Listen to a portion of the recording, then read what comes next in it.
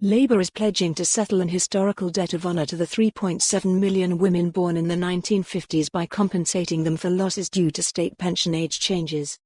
But immediately political opponents asked how the opposition would meet the cost estimated to be as much as £58 billion over 5 years of the next Parliament.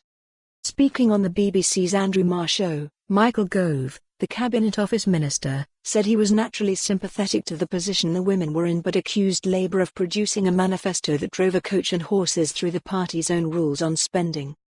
He stressed, "It's also important that when we're looking at spending priorities overall, we recognise that Labour, if they went ahead with their plans, would not only be borrowing more and taxing more, their tax plans would hit pensions.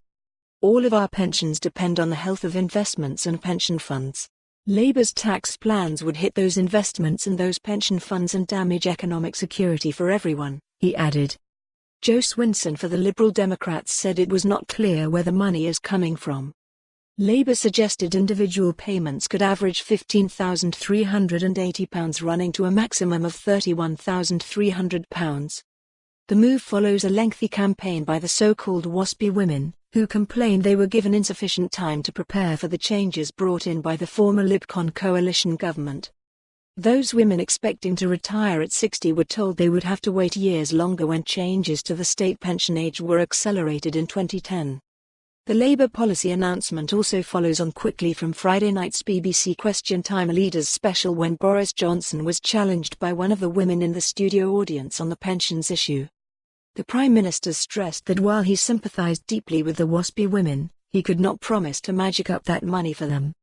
Announcing the policy, the costing of which was not included in last week's Labour manifesto, John McDonnell said, "We've prepared a scheme to compensate these women for a historical wrong.